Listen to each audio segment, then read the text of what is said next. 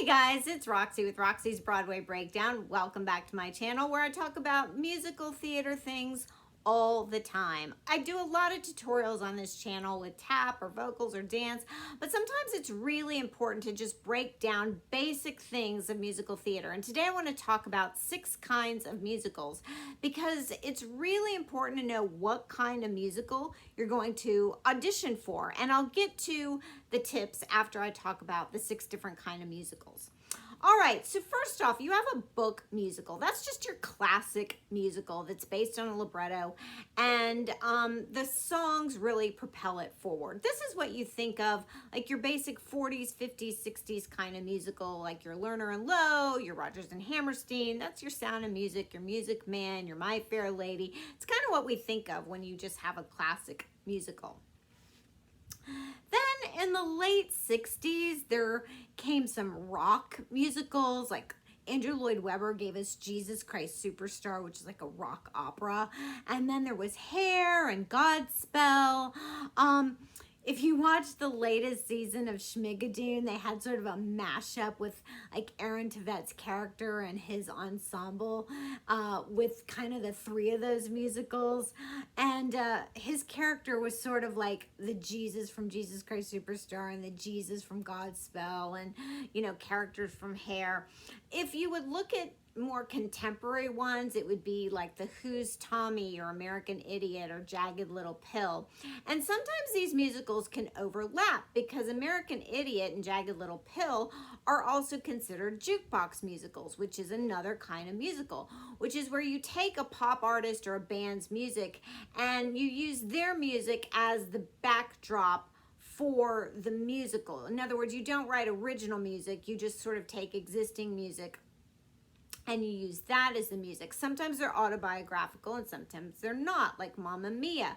But then there's a slew of them, like the Cher musical, Tina Turner, MJ the musical, Jersey Boys. I mean, there's a host of jukebox musicals. Then you have dance musicals that are just, they're iconic for their choreography. They're so synonymous with the choreographer. And they're really known for, you think of their dance more than you think of anything else, like A Chorus Line, 42nd Street, Anything Goes, Fosse, West Side Story, Chicago. I mean, you really tie them more to their choreographer, like Michael Bennett, Gower Champion, Jerome Robbins, Fosse. I mean, you think of A Chorus Line, and who doesn't automatically think of the opening number, God, I Hope I Get It.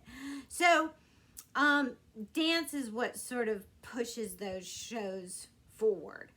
Then you have concept musicals, which really try to convey more of a deeper image or thought, more like a Cats or Assassins. I would even put Wicked in this category. Although I can't imagine the elevator pitch for Cats, you know, going, I have this book of T.S. Eliot poems and, you know, I see people as cats in a junkyard. And I would be like, what? If I were a producer.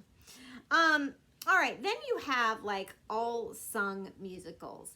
And this is your classic like Les Mis or Phantom or Evita or Miss Saigon or even Jesus Christ Superstar. I mean, that's what I'm saying. There's a lot of overlap in some of these. Or Hamilton, certainly Hamilton. And so I think you get what all sung musicals are. So here's the thing. When you're auditioning for any one of these musicals, you certainly want to know, obviously, the song that's appropriate, the monologue is appropriate, how you go dressed out for the audition, what character you want, what the attitude you're going in there, what you want to convey. And certainly you have to know your type or your talent at the time of audition. I mean, you should always be broadening your horizons as a performer, always working, always, you know, stretching yourself in dance and singing and acting.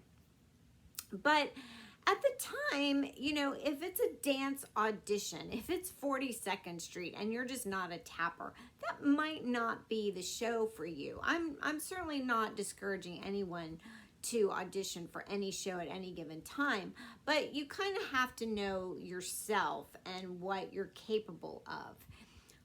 Likewise, if it's a rock show and you just don't have that kind of rock voice, maybe that's not the show for you. If it's a heavy singing show and you're a true dancer and you think singing just isn't my strong point, you know, I'm a dancer by nature and Les Mis just might not be the show for me.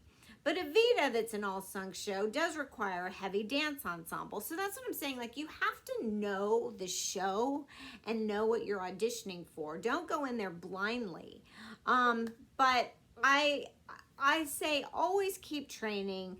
And so a lot of these shows, you don't feel limited. You don't say, oh, that's not a show for me, or there's no character in there for me, or there's no part for me.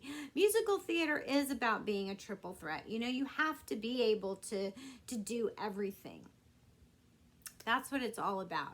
All right, I hope you like that. Subscribe to my channel. Check out all my other videos, and I'll see you in my next.